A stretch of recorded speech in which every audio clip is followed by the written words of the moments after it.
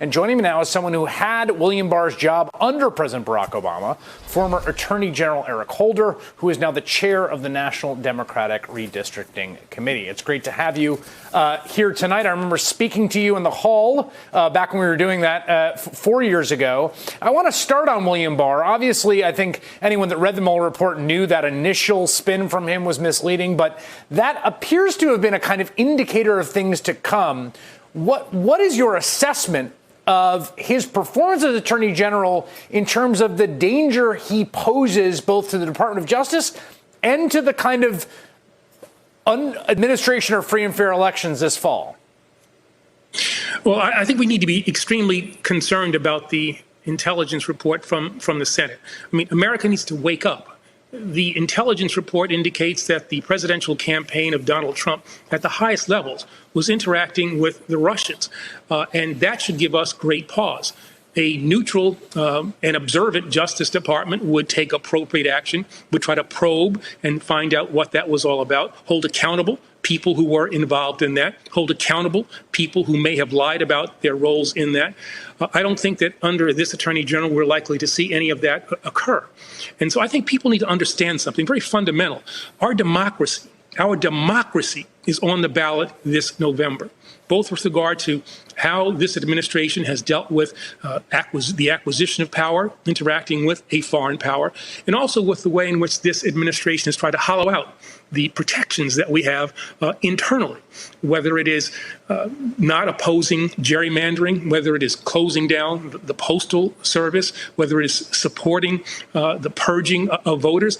On both ends, we are seeing an attack on our democracy that has to stop. And the way it has to stop is for the American people to simply say, that's enough, and to change the presidency, change the people who work for the president, put in place an attorney general who's going to do his job or her job, which is to protect the American people, serve the American people, and not serve the president of the United States.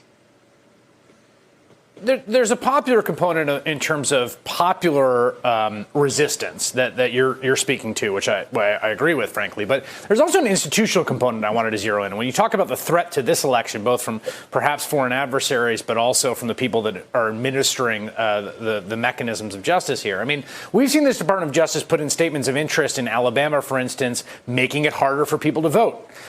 We know that Attorney General William Barr has been going around repeating the same insidious falsehoods about absentee balloting the president has. Do you have concerns about the role the Department of Justice plays actually as a litigant in possible election litigation and the check of the people in that building against its misuse? Yeah, I'm very concerned about that. There could be cases that will be brought in court where you would expect the Justice Department to, at a minimum, be on the side of people who are trying to stand up for our democracy.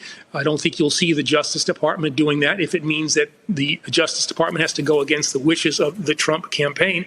And then beyond that, the Justice Department should be leading these efforts. You know, the Voting Rights Act was gutted in the Shelby County decision, but the Justice Department still has enormous amounts of power that it can use to bring on behalf of the American people to try to make sure that their rights are protected. This administration, this Justice Department has given no indication that they are about that. The Attorney General talks about, the possibilities of all kinds of fraud and abuse with regard to the use of voting by mail, and yet there is no proof of that. There's absolutely no proof of that. And yet he spouts these kinds of things more as a political operative than as the chief law enforcement officer of this country. That is a very dangerous thing, to have the Attorney General of the United States be a political operative and have the Justice Department on the sidelines or taking part in an inappropriate way. This is something that I think we need to be focused on, we need to concentrate on, we need to push back on in every way that we possibly can. Attorney General Holder, it's great to see you. I have a question just to circle back for a moment to the Senate intelligence report. We've already seen Donald Trump blink when it came to a full pardon for Roger Stone. He commuted the sentence. But now that we have these new revelations about Paul Manafort, if you could just project forward, let's say there is a new attorney general under a President Joe Biden. What recourse might his attorney general have if Donald Trump, maybe under the advice of William Barr, who's done this before in the past, pardons Manafort and places him out of the reach of the Justice Department, what recourse might the next Attorney General have to actually seek some sort of justice, really for the American voter, based on what these men did to our election? Yeah, I mean, I would expect that with a loss in the election, and maybe even if he wins, that the president is going to probably pardon Paul Manafort. I think we need to gird ourselves for that. That doesn't mean, however, that Paul Manafort is done.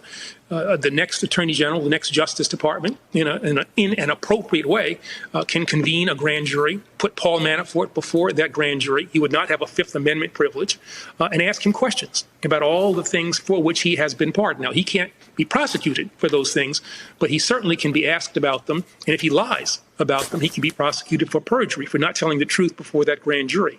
And through that interaction, through that interrogation, we can find out exactly what happened in his interactions with the president with regard to the subject matter here. What happened to his interactions with other people in the campaign.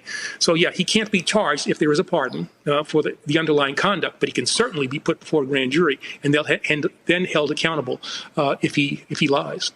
Hey there, I'm Chris Hayes from MSNBC. Thanks for watching MSNBC on YouTube. If you want to keep up to date with the videos we're putting out, you can click subscribe just below me or click over on this list to see lots of other great videos.